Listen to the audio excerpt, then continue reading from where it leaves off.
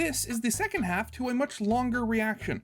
If you haven't seen that yet, links to it are in the description as well as the top right corner of the video. If you want to see the full uncut version of this reaction, you can find the link to that on my Patreon. Now with that out of the way, let's continue with this then, shall we? I think the Chainsaw Man anime is a fantastic production, but I also think it's a really fascinating case study as to why it's so difficult to adapt any manga that's been created at the highest level. And maybe that sounds weird, the highest level, considering earlier this video I said his drawings occasionally feeling rushed and incomplete. But what I mean is, in terms of drawing a character within a panel, there are stronger, more consistent artists. But in terms of combining those panels into a page and using the layout of that page to say something, this is where Fujimoto is one of the best in the industry and also where the anime struggles to keep up. Fujimoto has this really playful relationship with page layout that's just a delight to experience. He knows when to lock a camera in place and beat by beat feed you each tiny splinter of action. He knows how to create compositions that are thick with an ominous dread, like in this page where a hallway of dismembered astronauts drag your gaze towards, oh god, what is that? The problem is that he's so good at using page layouts like this that when translated to animation, information is lost. Like Aki's use of the curse sword, which is conveyed by a giant long nailed finger intruding from outside the bounds of the panel and flicking Aki's sword through his opponent. That breaking of the format really making it feel like Aki is utilizing this frightening entity from beyond the bounds of reality. The anime struggles to replicate that concept because that same breaking of the format just doesn't work the same here. Here, the long-nailed finger is just a part of the shot, losing that feeling that it's this entity from beyond reality. And honestly, I don't know what the solution to that is, but you can also see that loss of information in more subtle ways. Like this page, which takes place not long after Denji moves in with Aki. The beauty of this page is how each panel of Aki's face gets larger and larger, conveying the escalating claustrophobia and fury he feels at this invader in his living space. The overall composition of this page creating that feel in a way that no single element of it could. But when we're forced to break that composition into a succession of shots like in the anime, you can see how it communicates the same basic idea, but it never slams you with that raw feeling of Aki's escalating rage the same way the page does. And this problem also emerges in a lot of Chainsaw Man's comedy. Like, I can understand that. It's so fucking dumb and stupid. Makima asking Denji if he was planning on kissing someone and he replies no, his face taut with a burning conviction. Himino then asking is he going to kiss her, and with that exact same drawing of conviction, he replies yes, showing you what a simple idiot Denji is and how badly he wants to please both women. Was I not literally just asking earlier what was the context behind that one page?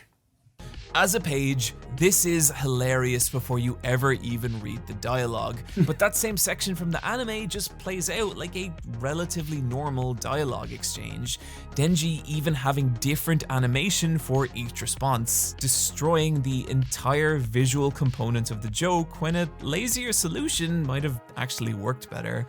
This is the thing about Fujimoto's comic work. He knows how to get the absolute most out of even very small touches. Like a YouTuber wearing all his most expensive clothes in a single shot so he can write them off on taxes, Fujimoto is extremely economic with his resources. He knows Of course. how and when to spend a panel inserting a single quick swig of a hip flask, a concerned drag of a cigarette, an agitated shift in expression, or mournful tilt of a head. All such small, missable little moments, but they create such beautiful and natural insights into the inner worlds of each character. Like in this scene where Aki speaks to Denji about how if they're going to work together, they're going to need to trust each other, and Denji agrees. But look at the little physical story that plays out over the course of this interaction. Aki using a plate of apples to get Denji's attention, then pulling them away until he's sure that Denji has actually listened to him, before rewarding Denji by sliding the apples back into his reach.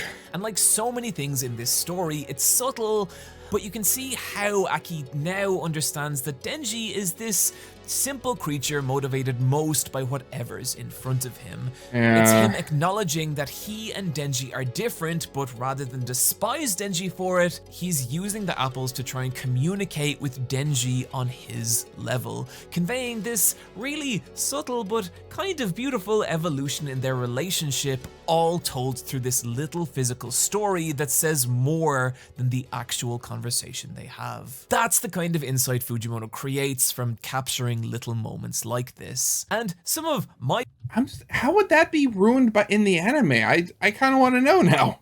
My personal favorite and most expressive moments of the story come when Fujimoto takes those little moments and blows them out across entire pages, creating these beautiful compositions where we just sit in the worlds of these characters. Maybe my favorite example of this in the entire manga, however, are these 3 pages dedicated entirely to just Aki lighting a cigarette. Before it falls from his lips, he goes to pick it up before breaking down crying, devastated for the people he's lost. One of the advantages of manga is that you control the flow of time because you decide when to turn the page.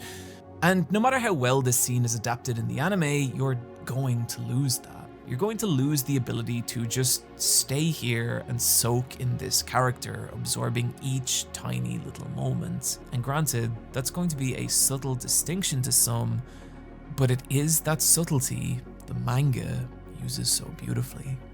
When you read Chainsaw Man, there's a visual layer of storytelling that the anime doesn't capture because it can't. A layer that is so expertly done that if the anime adaptation truly was bad, well, this would have been a very different video. But thankfully, it's not. Both the anime and the manga are great, and you should really check them both out. Okay. But there is that a answers little my part of me question. that knows a lot of people are just going to watch this admittedly fantastic anime and never check out Fujimoto's actual comic work. So to try and nudge you a little bit, I want to talk about another of Fujimoto's shorts, not just because it's one of the best things I've ever read, but because I think it shows something else, a principle that makes Fujimoto's work so beautiful and profound. Something I call the dead explosion mother principle. So we're calling this DEMP. Which I will now explain. Goodbye Eri begins with our 12-year-old protagonist Yuta being given a camera phone for his birthday. And look at how Fujimoto frames this. Each panel locked in this rigid ultra widescreen format, and that's because we are viewing the story through the lens of Yuta's camera, giving it this incredibly intimate feel, like we're intruding on the private life of this family. And particularly in the moment when we discover that Yuta's mother is very ill and that she now wants him to film what could be her final months. From here, we get a disparate collection of shots, spliced between things Yuta just finds interesting, stray cats from around his neighborhood, a line of ants devouring a cricket, as well as these deeply intimate feeling snatches of a family bracing for the inevitable. Yuta's parents sleeping, his mother dressed up for date night, his father crying alone, his mother in a hospital bed. We see a shot of Yuta's father. His mother's condition has worsened and she's requested that Yuta film her dying breath. The weight of the situation palpable in each panel. The car ride to the hospital, the building sign looming against the sky, Yuta's feet stepping towards it, until his pace quickens and he begins to run away from the building and the hospital explodes. We cut to an auditorium. This movie has just been played in front of Yuta's entire school. Yuta's fellow students sit in stunned silence. They are disgusted with him. And the film is called Dead Explosion, Mother. This is the first quote. So, in the world of the comic, was this like a school project that he just made and people found it like distasteful because of the subject matter? Or is it something real that happened to him and he decided to make it into a movie to show off into class? What? What caused the explosion? Quarter of Goodbye Eri, and I'm not going to tell you anything that happens after this point, just go read it. But I bring it up because there is something here in this ludicrous, insane, slightly unhinged moment that I think speaks to the heart of Fujimoto's work and why it affects people the way it does. Because what Goodbye Eri becomes is this exploration of how and why we choose to show the things we do, why we tell the stories we tell, and how at a point, levity and light are necessary to express grief and pain. How stories can't just be light or dark, because being human is what happens in between. That's what this stupid moment ends up saying. That is the dead explosion mother principle, and whether you believe it or not, I think it's something that Fujimoto really does. One of the reasons I brought up Fire Punch earlier is that Fire Punch is this ridiculously grim, shocking story. It's about agony, it's about endurance, it's about how at the end of both those things there may not be anything that was worth struggling for. It's a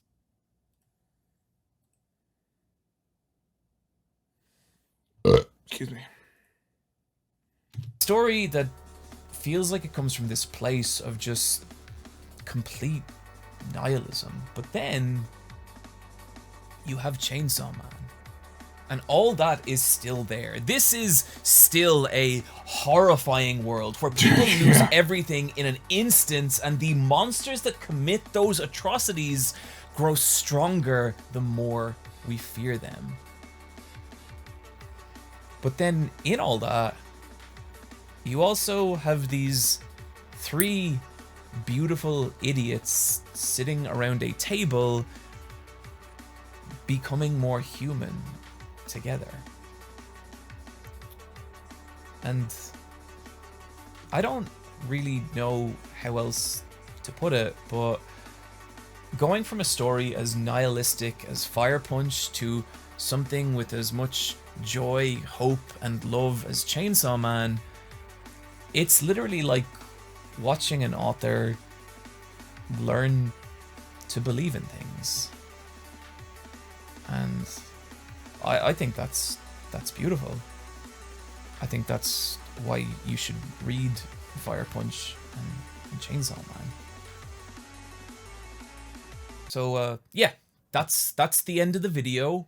Thanks for watching. Don't forget to check out the Eyepatchwold store. Well, there's a lot of video after this. And if you haven't read Chainsaw Man, go read it now. Turn off the video and go read it. Yeah, good stuff. Don't look at the timeline. It doesn't matter why there's time left. You don't need to worry about it. That's just for me and the people who have read Chainsaw Man to just do some real boring admin stuff. Nothing exciting. Just you know, it doesn't matter. Anyway, what is it? Good. Thanks for watching. Bye.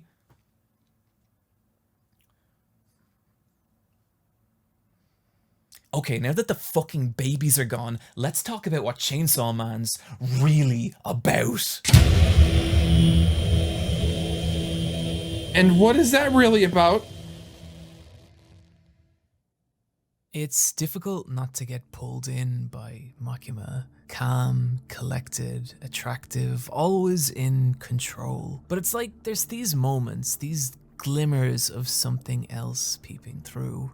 Like how power immediately shuts up whenever Makima speaks to her, or the occasional glance at Makima's horrifying abilities. She can be so gentle and kind, but also possesses a cruelty that is so pure and frightening, like showing a group of Yakuza a bag filled with the eyes of their loved ones. And so, I was immediately just reminded about what I've heard about before watching this video, about how she was, again, her eyes are not spirally, but they're, all the circles, but how she was very freaky and not the nicest person. Now I actually get to learn what that actually is, because like before this point, I had actually forgotten that was one of the few things I'd actually heard about this show. And evidently manga as well. The entire story, you're wondering, who is Makima? What is she doing?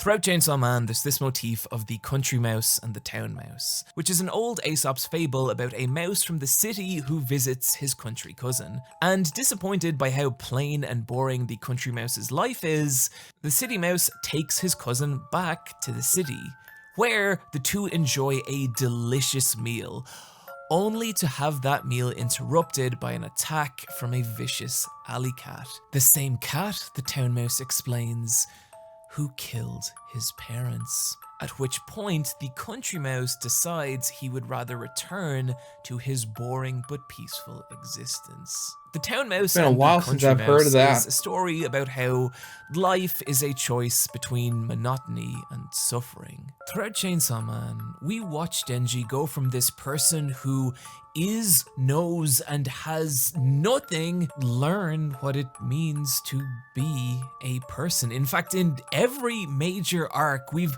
watched Denji acquire some internal value, some piece of being human that changes him. When his allies are killed at the beginning of the Katana Man arc, he doesn't feel anything, but by the end of that arc, the death of Himeno has instilled in him the concept of loss and grief. By the beginning of the Bomb Devil arc, he's still someone who just blindly follows orders, but by the end of it, he's learned choice, even presenting the idea that him and Reza can just run away from everything. And after Power is traumatized in the assassination arc, we see Denji put her well-being before his, even at the very cost of the thing he spent dozens of chapters wanting, a trip with Makima. And so, through Chainsaw Man, through all the crazy battles and batshit insanity, we've been watching this stray dog gather the pieces of being a person. But who was the person behind every one of those scenarios? Who was the one who pulled this little country mouse from his quiet existence? Who brought him to the city? Who fed him delicious food and filled him with ambition and art and longing? It's Makima. But the thing is, Makima isn't the town mouse. She's the cat. She's the cat. Makima is the control devil. Her goal this entire story being to subjugate the chainsaw devil, a devil who can erase the existence of other devils, and in doing so, completely eradicate the concepts associated with them. Makima wanting to use that ability to erase hunger, war, and pain, creating a perfect utopian world. However, the Chainsaw Devil is Pochita, and the only way Makima can control him is to break the contract between Pochita and Denji. And to do that, she'll need to make Denji feel so much agony, so much despair, that he gives up on everything.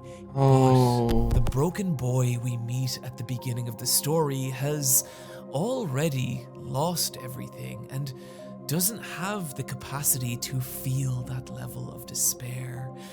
So she took that boy and made him whole, even surrounding him with a family he loves. And she's done all this so she can take it all away, forcing Denji into a horrifying battle where he must kill Aki, who has now been possessed by the gun devil. And it destroys Denji to the point that he can barely function. And it's here, when he's at his lowest points, Makima approaches him again, inviting him back to her apartments. And what follows comes second only to the eclipse in being the most uncomfortable and devastating chapters of comics I've read. Makima opens the door to her apartments, revealing that she actually lives with 7 Siberian Huskies. And this should be cute. Makima likes dogs. What could be wrong with that? But it doesn't feel that way. Something feels wrong.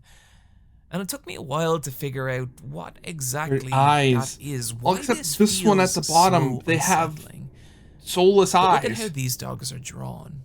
Each of their faces contorted into this ludicrous expression of grinning bliss, uncanny euphoria in their existence as Makima's pet. And Denji recognizes this. Having lost so much, being now so broken, he makes his wish to Makima. He wants to be her dog. And it's simultaneously absurd and heartbreaking. When we first met Denji, he was constantly referred to as a dog, someone who would just follow orders and walk whatever path was laid out in front of him. And piece by piece, we've watched him build himself up from that. We've watched him determine his own value. We've watched him become a person. And now we watch him throw all that away as he submits to Makima's control. But Makima knows it's not complete. She knows there's one more thing she has to take away from him. The doorbell rings. From here, we spend 10 entire pages following Denji and Makima as they make their way through the small space of Makima's apartment towards the front door. Each panel, each minute movement, heavy with the horror and dread of what's about to happen. Denji opens the door, and there stands Power, and in her first act of selfless kindness of the entire story, she holds a birthday cake for Denji. And Makima kills her. It's an unfathomably horrifying and cruel moment, but it's in this moment when you begin to understand what Chainsaw Man really is. The story concludes with some interesting choices. Again, Fujimoto is a strange man, but I think it's at this point that, to me, Chainsaw Man has said what it wants to say. Makima's whole overarching goal is to separate joy and pain, to erase anything negative from humanity. But as we've seen from this entire story, that's not what being human is. To be human is to experience those things in concert. It is to have happiness validated by sadness, to have pain contextualized by joy, and that's what I think is so beautiful about Fujimoto's work. These simultaneous expressions of the best and worst of what life is.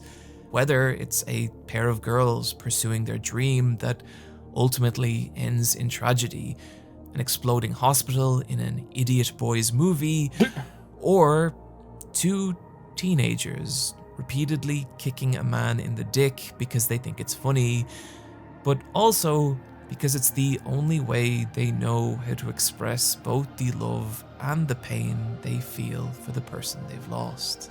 This is, to me, the ultimate message of Chainsaw Man. You are the sum total of the best and worst things you've experienced. And what a horrifying, beautiful message. And it's kind of awful, right? Like, it's shitty and it's not fair and it sucks. No, it isn't. But it all made you who you are. And you're still here, you know? No matter what fucking else has happened, you're still here. And I think that's beautiful. I think that's why Chainsaw Man is a goddamn masterpiece.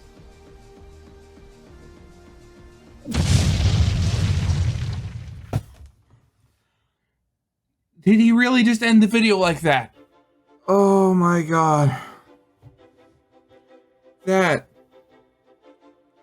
whole thing.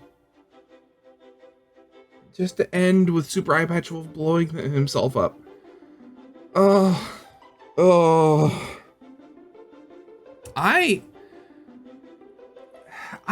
don't have much. I don't know what to say. I mean, just, man, I want to watch this show now. And, you know, read it as well. Oh God. This has left me pretty much speechless. I don't know what to say now. I guess, like, so that I don't, like, ramble on for no reason, I'm just gonna call this here. Oh, wow. Yeah, we are the sum total of all of our joys and miseries. So yeah. As always, original video is linked in the description if you haven't seen it for some reason. Corner video will be leading to the Let's Play that I release along with this, and yeah, I hope you guys liked. If you did, leave a like, subscribe if you have not, and I'll see you guys next time. Goodbye.